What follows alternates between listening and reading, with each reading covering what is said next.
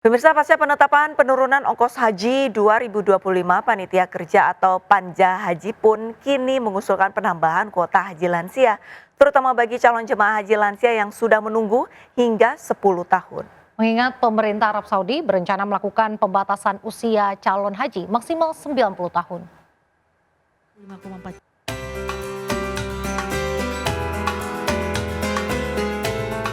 Pemerintah akhirnya resmi menurunkan ongkos biaya haji 2025.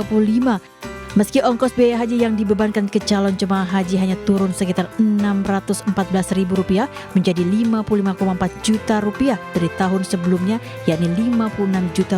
Rata-rata biaya penyelenggaraan ibadah haji turun Rp4 juta menjadi Rp89.410.000. Pasca penetapan penurunan ongkos haji 2025, Panitia Kerja atau Panja Haji DPR yang didampingi Ketua Komisi 8 Marwanda Sopang langsung menemui Presiden Prabowo di Istana Negara Selasa sore. Pertemuan ini untuk melaporkan penurunan biaya haji 2025. Sementara, Wakil Ketua DPR RI Sufmi Dasko Ahmad menilai positif usulan penambahan kuota khusus bagi calon jemaah haji lansia tahun 2025. Ini dilakukan agar calon jemaah haji lansia yang sudah menunggu cukup lama dapat segera berangkat haji sebelum pembatasan usia 90 tahun diterapkan pemerintah Arab Saudi. Masa tunggu lansia itu ada yang dari 10 sampai 40 tahun, dari yang menunggu antara umur 80-90 tahun, ya mungkin kita akan dorong kepada pemerintah untuk meminta tambahan kuota khusus bagi lansia, supaya di tahun ini dan tahun berikut para lansia yang sudah menunggu dalam daftar tunggu itu bisa berangkat. Prabowo juga meminta penyelenggaraan ibadah haji mulai tahun ini dikawal aparat penegak hukum termasuk Kejagung dan KPK agar penyelenggaraan ibadah haji dapat berjalan dengan baik. Penurunan ongkos biaya haji Indonesia tahun ini menjadi yang termurah ketiga di dunia. Biaya ongkos haji termurah pertama yakni Pakistan yang hanya membebankan biaya Rp20 juta per calon jemaah haji. Sementara Arab Saudi membebankan biaya ongkos haji tergantung dari paket yang dipilih mulai dari Rp16 juta hingga Rp53,6 juta. Tim Liputan iNews melaporkan. Pemirsa, sekitar pukul 9 malam, KPK menggeledah rumah Sekjen Partai Demokrasi Perjuangan Hasto Kristianto di kawasan Kebagusan, Jakarta Selatan. Penggeledahan dilakukan setelah Hasto ditetapkan sebagai tersangka kasus suap Komisioner KPU Wahyu Setiawan dan peringatan. Maksud kami perintangan penyidikan kasus Harun Masiku.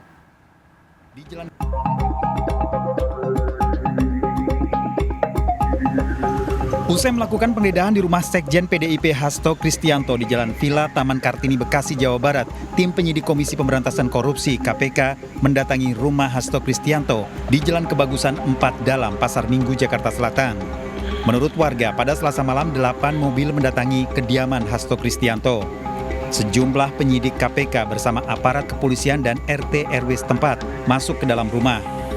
Saat penggeledahan, kondisi rumah hanya ditinggali oleh asisten rumah tangganya dan tak terlihat Hasto Kristianto maupun anggota keluarga lainnya. Penggeledahan ini dilakukan dari jam 9 hingga jam 11 malam. Kira-kira ada berapa? Bisa 10 lebih kayaknya. 10 lebih. Selain polisi ada petugas dari mana aja, Bang? Kayaknya KPK, cuman kurang tahu saya mah. Pakai rompi nggak? Ada yang pakai rompi atau apa atribut gitu? Enggak ada. Tapi ada tulisan KPK-nya ya? Ada. Di RT RW juga ikut hadir? Ikut kayaknya, kan laporan dulu. Yeah. Diperkirakan penggeledahan dilakukan selama 2 jam. Dari Jakarta, Miftahul Gani melaporkan. Pemirsa, sebelumnya KPK menggeledah kediaman Sekjen PDIP Hasto Kristianto di Villa Kartini, Bekasi Timur, Bekasi, Jawa Barat. Penggeledahan tersebut berkaitan dengan kasus Harun Masiku, tersangka suap sekaligus mantan calon legislatif yang kini masih buron.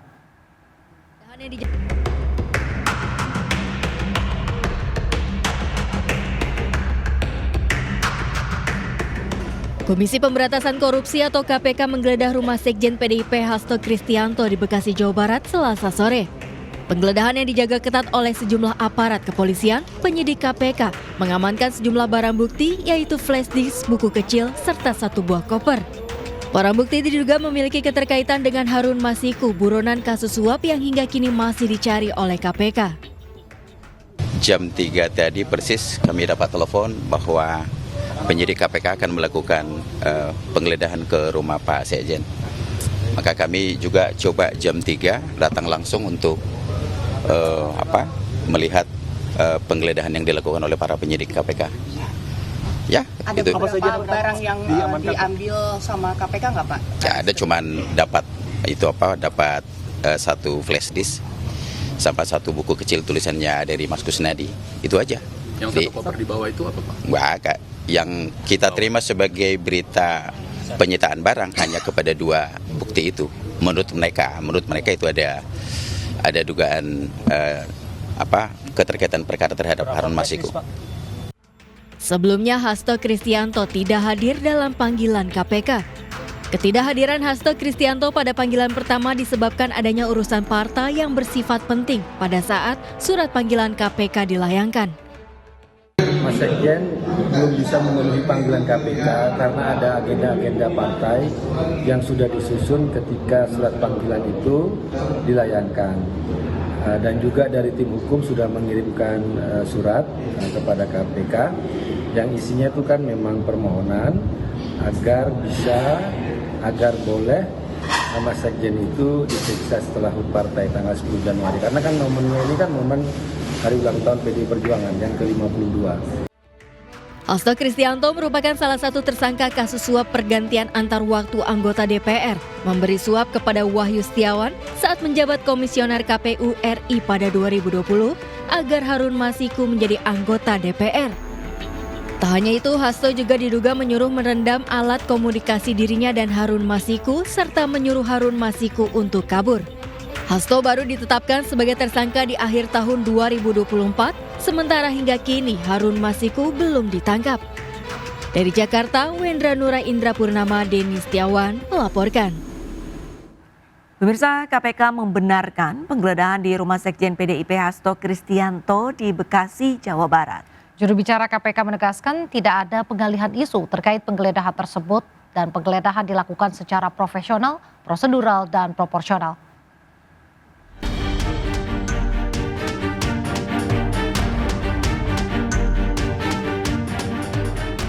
Tessa Mardika, juru bicara KPK, membenarkan penyidik telah melakukan penggeledahan di kediaman tersangka suap dan perintangan penyidikan buron Harun Masiku, Hasto Kristianto di Bekasi, Jawa Barat.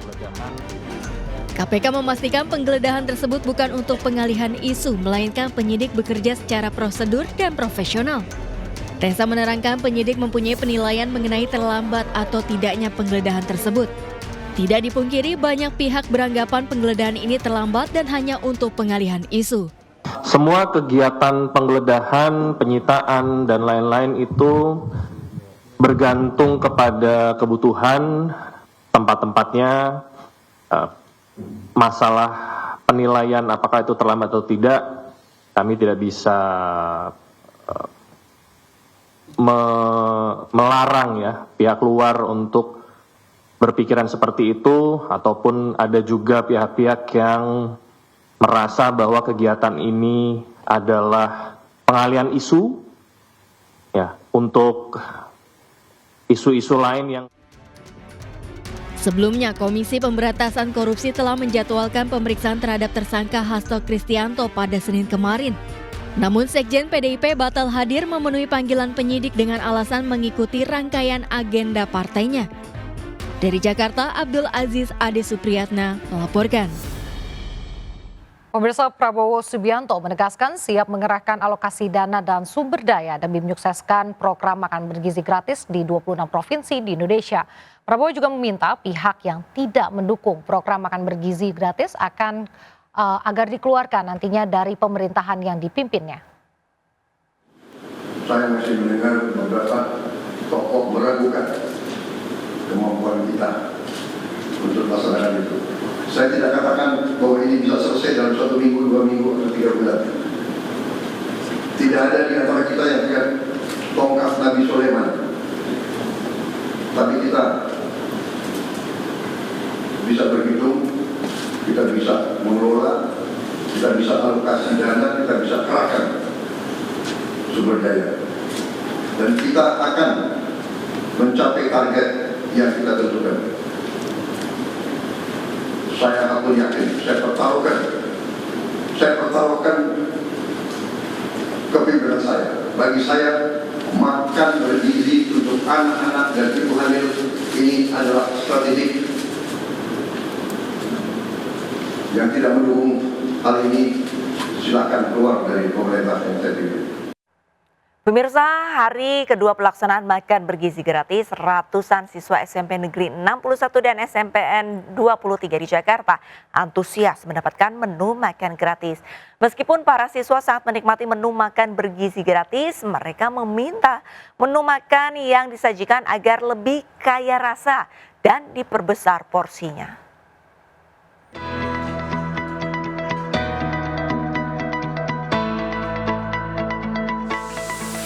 Ratusan siswa SMP Negeri 23 Jakarta antusias menerima makan bergizi gratis hari kedua yang digagas pemerintah pusat.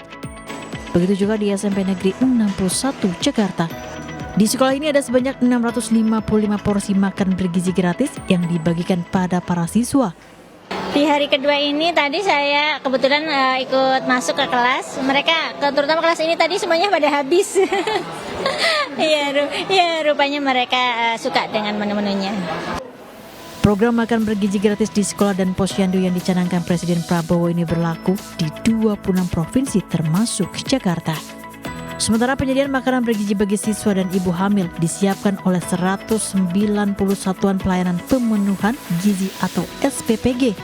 Di Jakarta sendiri pelaksanaan makan bergizi gratis menjangkau sebanyak 12.054 siswa dengan suplai makanan dari 4 dapur makan bergizi gratis.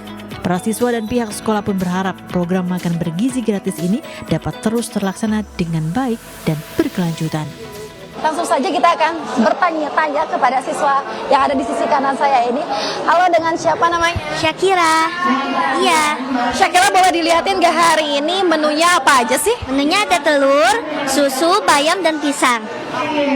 Ini rasanya gimana Syakira untuk menu hari ini? Menu hari ini sangat enak karena ya bayamnya ini kurang beku aja. Iya.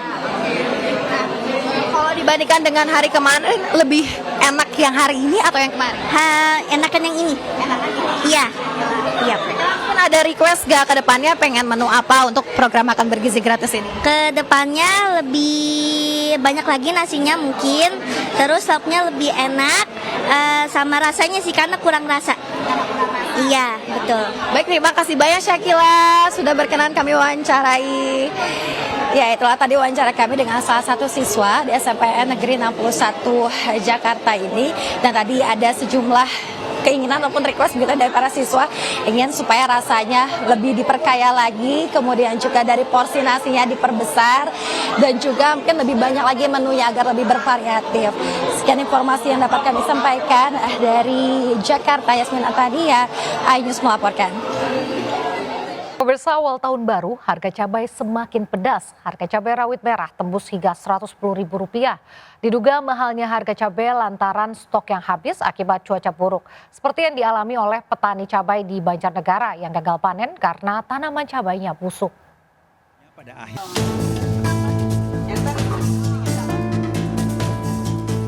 Harga cabai semakin pedas di awal tahun 2025. Di sejumlah pasar di Bojonegoro, Jawa Timur, harga cabai rawit merah 3 kali terjadi kenaikan. Sebelumnya pada akhir tahun 2024, cabai rawit merah naik menjadi Rp65.000 per kilogram. Tidak berselang lama, kembali naik di kisaran Rp80.000 per kilogram. Dan kini harga cabai rawit merah tembus dinilai jual Rp110.000 per kilogram. Sementara cabai merah keriting kini naik menjadi Rp60.000 per kilogramnya. Pedasnya harga cabai membuat penjual menjerit. Pasalnya omset pedagang mengalami penurunan hingga 30% dibanding biasanya.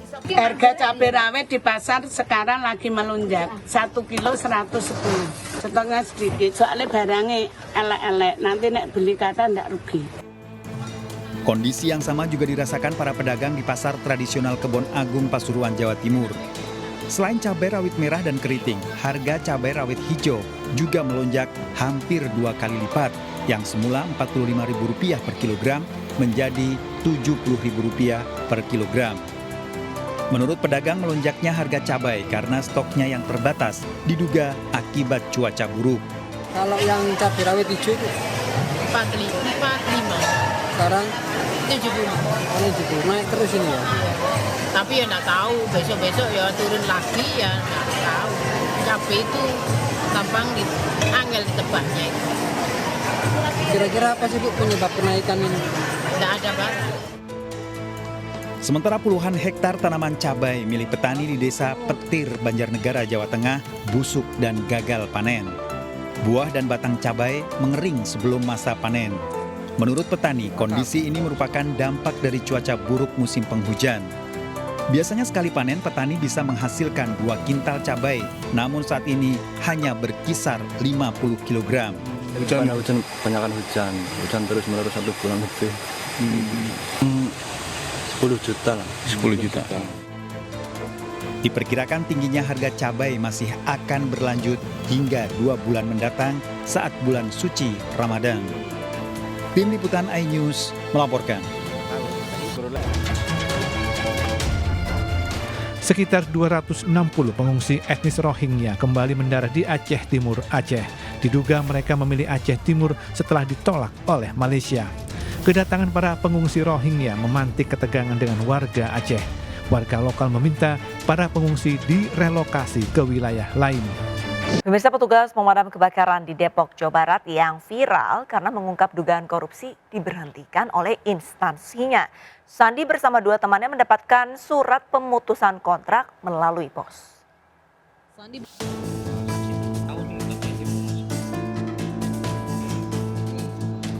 Sandi Butar-Butar, seorang petugas pemadam kebakaran kota Depok yang kerap menyuarakan kerusakan alat harus menelan pil pahit. Sandi bersama 2 rekan kerjanya tidak diperpanjang kontraknya. Dari 140 petugas damkar, 3 diputus kontrak. Jadi kita ada evaluasi tiap tahunnya dan itu menyatakan bahwa memang tidak bisa diperpanjang.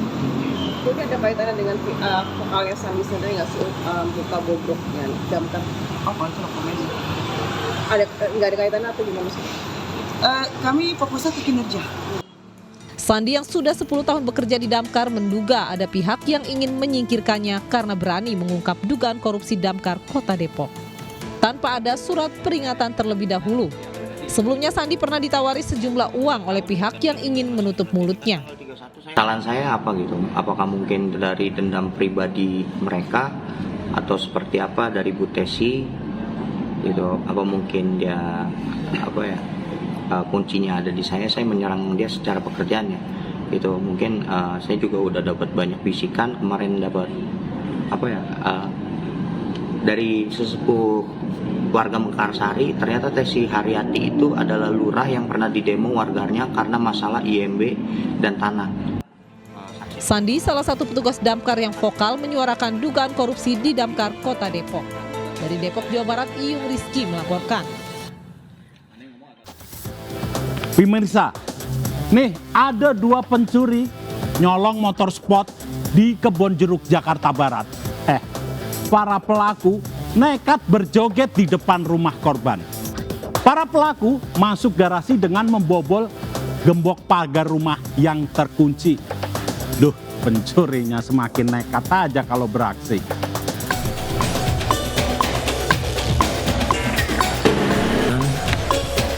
Dengan membobol kunci gembok pagar rumah, 2 komplotan pencuri motor ini berhasil masuk ke rumah korban di Jalan Haji Musirin 1, Kedoya Selatan, Kebon Jeruk, Jakarta Barat.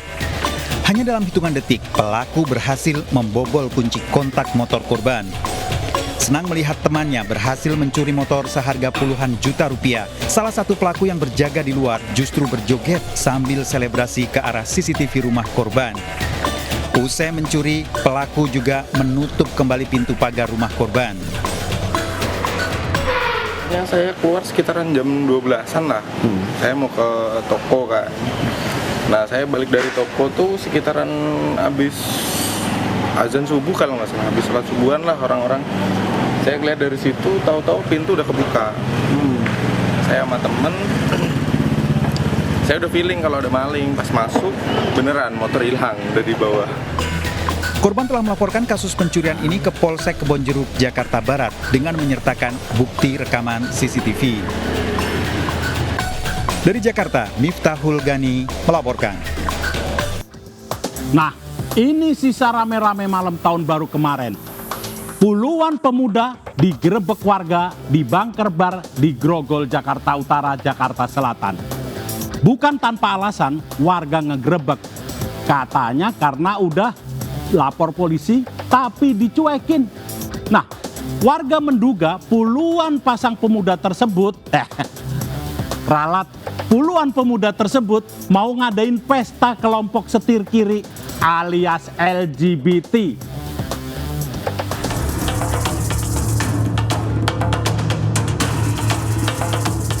Bunker bar di kawasan Permata Hijau, Jakarta Selatan ini tampak sepi usai ditutup permanen.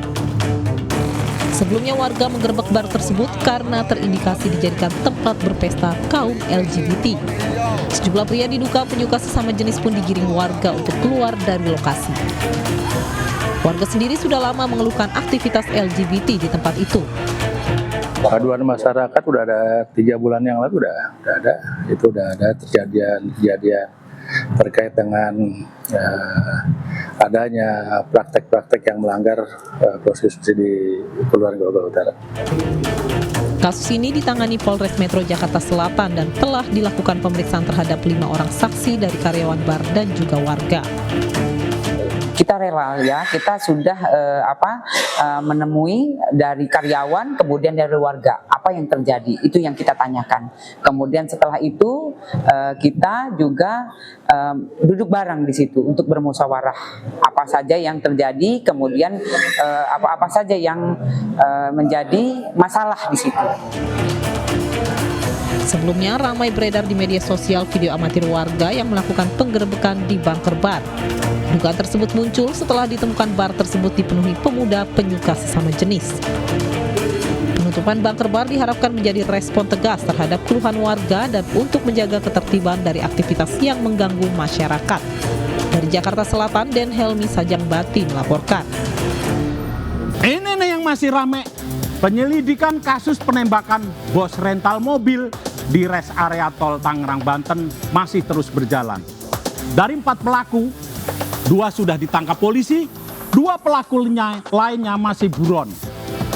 Wah, ini sih harus diusut tuntas ya. Nama institusi besar keikut keseret soalnya. Biar clear, biar terang benderang.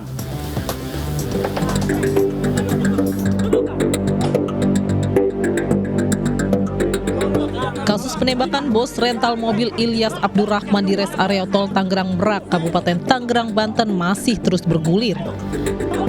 2 pelaku berinisial AS dan IS berhasil diamankan Satreskrim Polresta Tangerang dan sudah ditetapkan menjadi tersangka dalam kasus penggelapan mobil rental milik korban. Sedangkan 2 pelaku lainnya, IH dan RM, buron, masuk dalam DPO diburu polisi. IH, pelaku yang menyuruh AS untuk menyewa mobil di rental milik korban menggunakan data palsu. Mobil kemudian dijual kepada pelaku berinisial RM, kemudian dijual kembali kepada pelaku IS yang sudah diamankan polisi. Pelaku IS kemudian menjual mobil Brio kepada TNI Angkatan Laut berinisial AA dan BA hingga berujung penembakan di res area tol Tangerang Merak.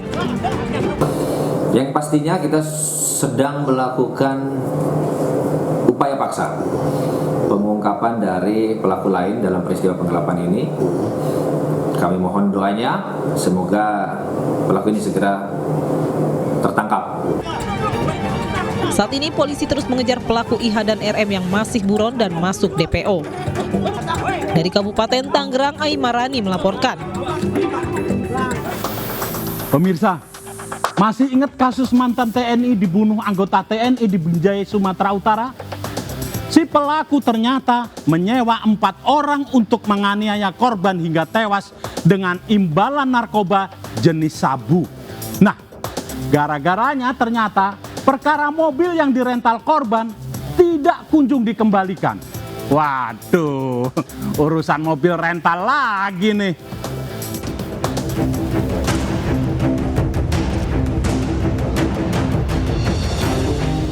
Kepolisian telah menangkap 5 orang pelaku pembunuhan mantan anggota TNI yang jasadnya ditemukan tewas di dalam sumur tua di Binjai, Sumatera Utara.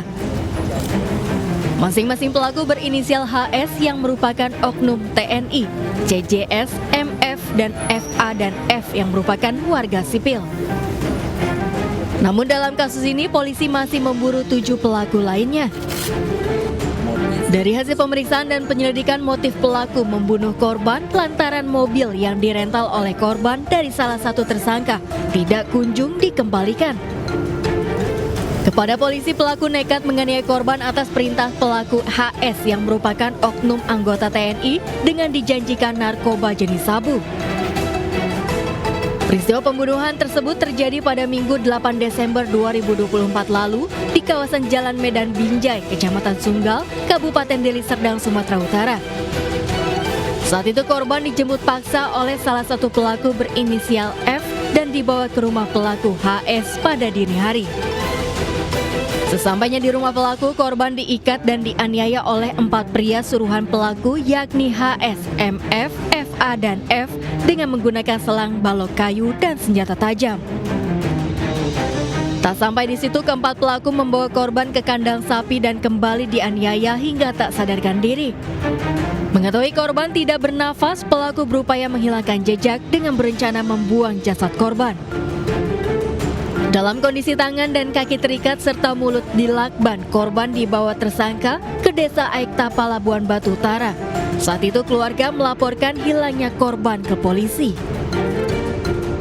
Setelah 14 hari hilang, Anggito Sianipar dihubungi pihak Denpom yang menjelaskan jasad abangnya ditemukan tewas di galian bekas pohon sawit tak jauh dari rumah orang tuanya di Labuan Batu Utara. Dalam kasus ini penyidik menyita sejumlah barang bukti yakni 1 buah balok kayu, selang air, dan senjata tajam yang digunakan tersangka untuk menganiaya korban hingga tewas. Dalam proses penyidikan dengan kondisi terikat, kemudian lakban di muka dan mengalami luka kekerasan pada tubuhnya. Peran keseluruhan dari 7 orang yang belum dilakukan penangkapan atau masih dalam pengejaran adalah turut membantu melakukan penganiayaan terhadap korban. Keempat tersangka ditahan sel tahanan Mapolrestabes Medan, sementara tersangka HS yang merupakan anggota TNI ditahan di Denpom Kodam 1 Bukit Barisan.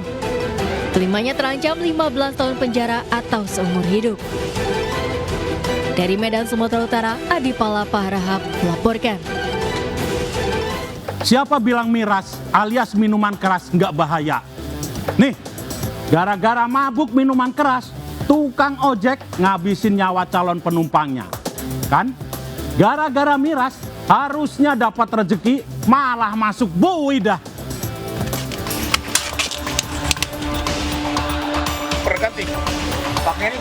Pelarian Aditya, tukang ojek yang menghabisi calon penumpangnya Jadin, akhirnya terhenti saat unit Buser Polresta Kendari berhasil meringkusnya di lokasi persembunyiannya di Pulau Hari, Konawe Selatan.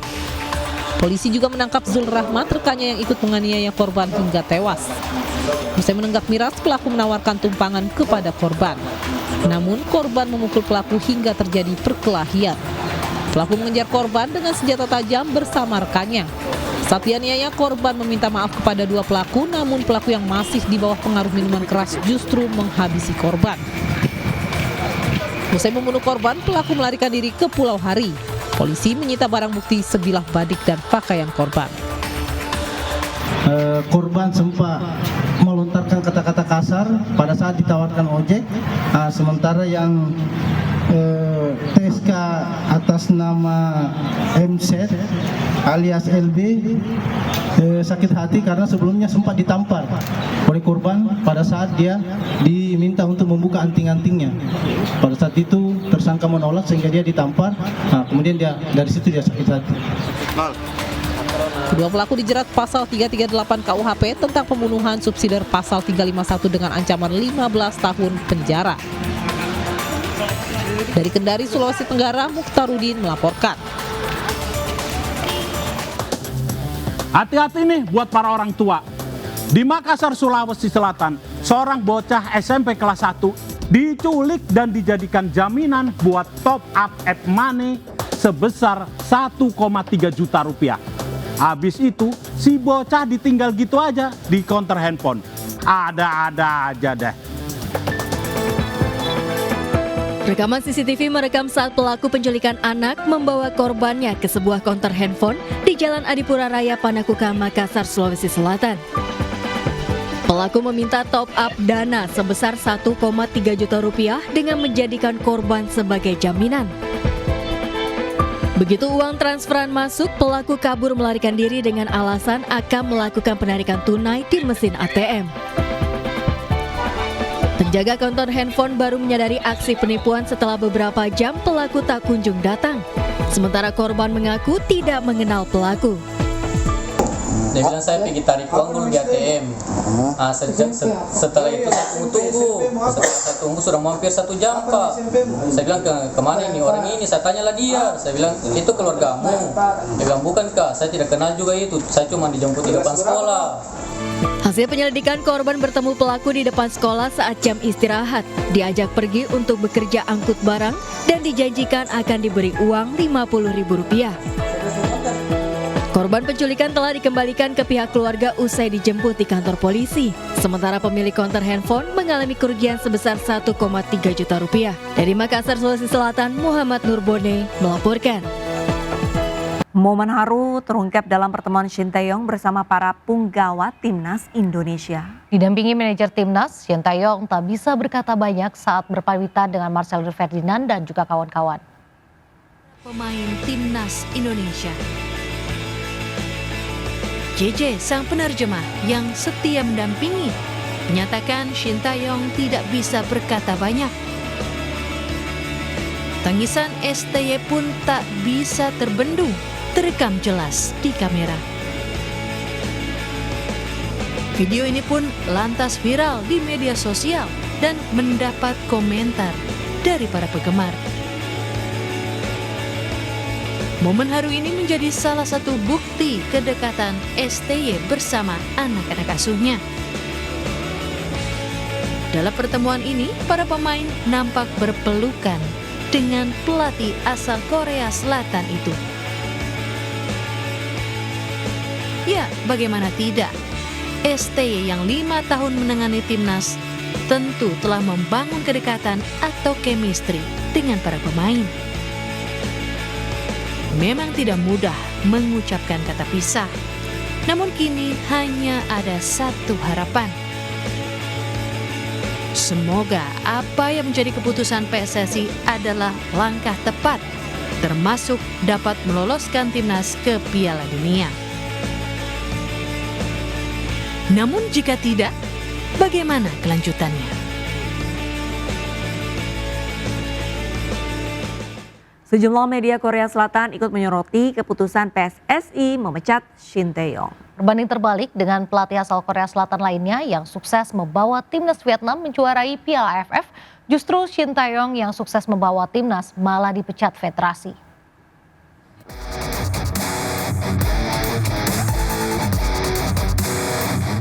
Shin Tae-yong menjadi trending usai dipecat menukangi timnas Indonesia. Kabar ini tak hanya membuat kaget banyak pihak di tanah air, namun juga menjadi sorotan dunia, termasuk negara asal Shin Tae-yong, Korea Selatan. Media Korea Selatan turut menyoroti keputusan PSSI mendepak Shin Tae-yong. Dalam pemberitaannya, apa yang dialami STY berbanding terbalik dengan Kim Sang-sik yang sukses membawa The Golden Stars Warriors merengkuh Piala AFF 2024. Tak hanya itu, ST menjadi sorotan karena dinilai meraih hasil buruk di Piala AFF 2024 dengan terhenti di babak grup. ST dipecat gara-gara timnas Indonesia gagal di Piala Dunia Asia Tenggara.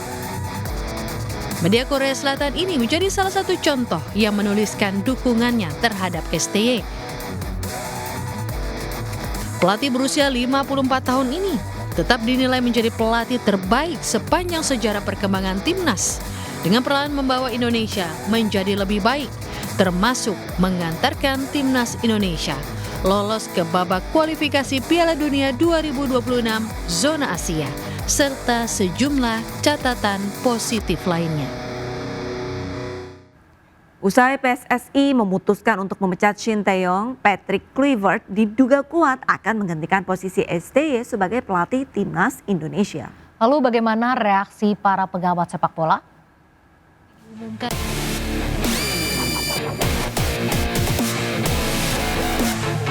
PSSI resmi memberhentikan Shin Tae-yong sebagai pelatih tim nasional Indonesia. Meski belum resmi diumumkan nama kandidat pengganti, Patrick Kluivert asal Belanda diduga kuat akan menggantikan posisi STY.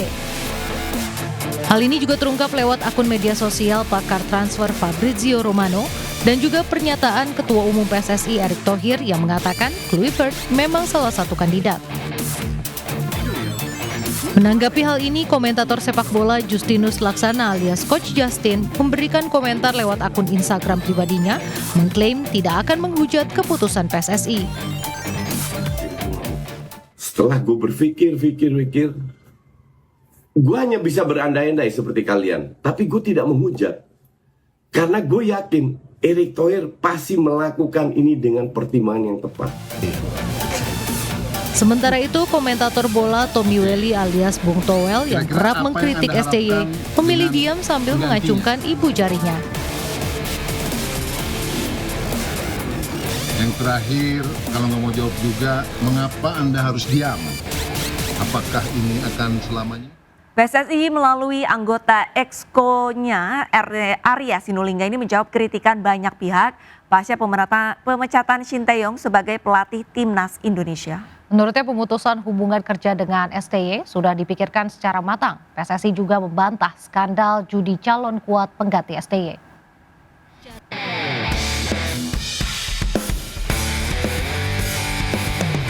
Keputusan PSSI memberhentikan Shin Tae-yong dari kursi pelatih timnas Indonesia terus menjadi sorotan. Menjawab reaksi keras banyak pihak, PSSI menegaskan semua sudah dipikirkan secara matang. Dinamika yang terjadi dalam tubuh timnas dan federasi menjadi salah satu alasan mengganti pelatih STY. Ada dinamika yang kita lihat akhirnya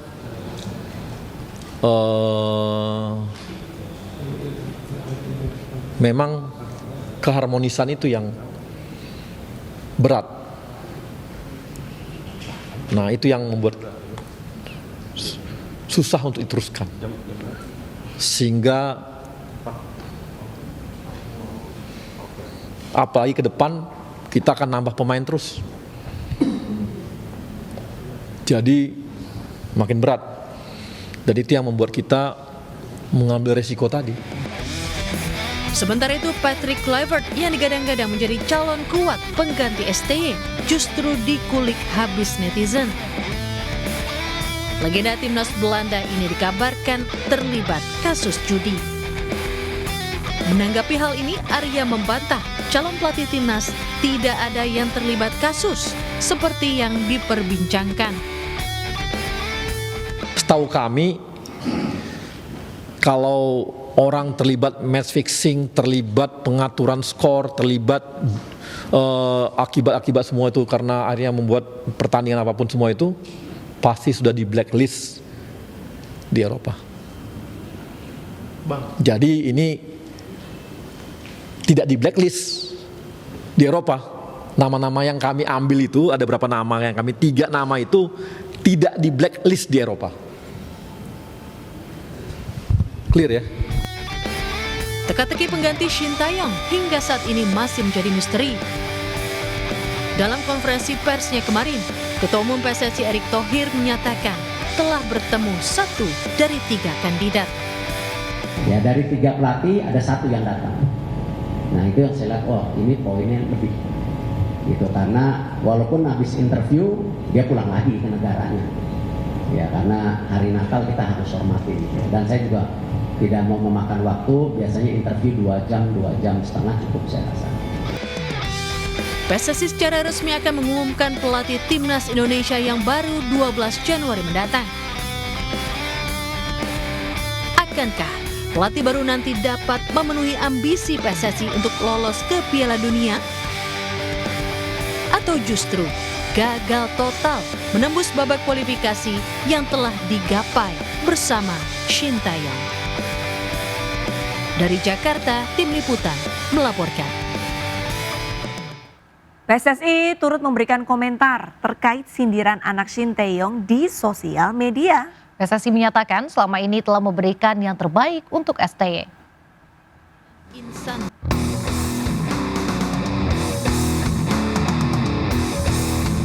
Pemecatan Shin Tae-yong bukan hanya mengejutkan para supporter dan insan sepak bola. Keputusan PSSI yang diambil 2,5 bulan jelang babak lanjutan kualifikasi Piala Dunia 2026 ini juga mengundang amarah Shin Jae-won, anak dari Shin Tae-yong. Usai komentarnya di akun medsos PSSI viral, Shin Jae-won ramai-ramai didukung para supporter yang kontra dengan pemecatan ayahnya. Di sisi lain, PSSI menjawab langkah berani yang diambil Shin Jae-won. Arya Sinulinga, anggota Exco PSSI menyatakan, sebuah hal yang wajar dilakukan seorang anak terhadap ayahnya. Namun tudingan Shin Jae-won ditepis Arya karena selama ini PSSI telah memberikan yang terbaik untuk STY. Gaji nggak pernah telat, ya. Tim pelatih apa yang diminta oleh Shin Tae-yong kita berikan. Shin Tae-yong minta dokter, artinya apa? Dokter dari kita, dia nggak gitu percaya, artinya tim kesehatan, dia minta sana, itu pun kita kasih. Dia minta pelatih untuk striker, itu pun dikasih. Beliau minta untuk, ya banyak hal, kita kasih. Saya rasa pelatih Shin Tae-yong juga tahu kok apa yang kami lakukan. Dan kompensasi yang kita berikan juga sesuai dengan kontrak. Shin Jae-won merupakan anak sulung dari mantan pelatih timnas Indonesia Shin Tae-yong. Ibarat buah jatuh tak jauh dari pohonnya, Shin Jae-won adalah seorang pemain sepak bola profesional. Pemain berusia 26 tahun ini bermain untuk Liga 2 Korea atau K-League 2 Seoul FC. Pasca penghapusan ambang batas pencalonan presiden dan calon wakil presiden atau presidential threshold 20% oleh Mahkamah Konstitusi menjadi angin segar bagi ruang demokrasi di Indonesia. Oleh karenanya, putusan tersebut harus dikawal oleh semua pihak agar dapat menciptakan demokrasi yang sehat bagi bangsa dan negara ke depannya.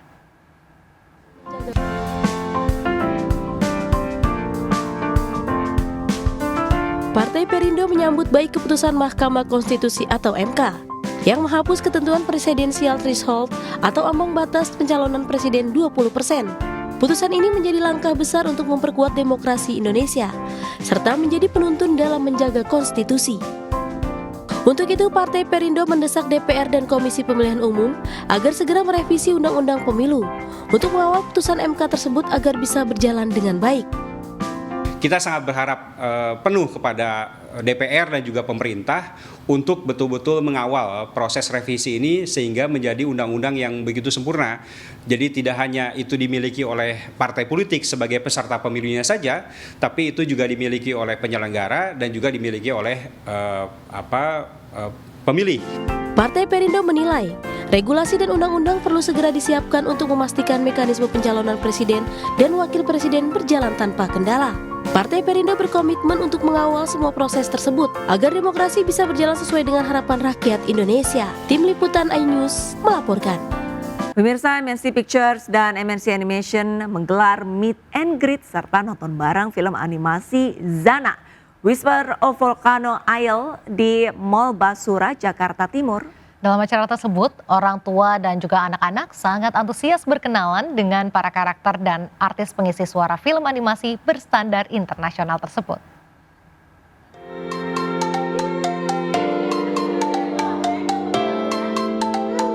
Ketiga pria dalam film Zana Whisper of Volcano Isle, yakni Zana, Dinda, dan Novi, memeriahkan acara meet and greet film karya MNC Pictures dan MNC Animation di Mall Basura, Jakarta Timur.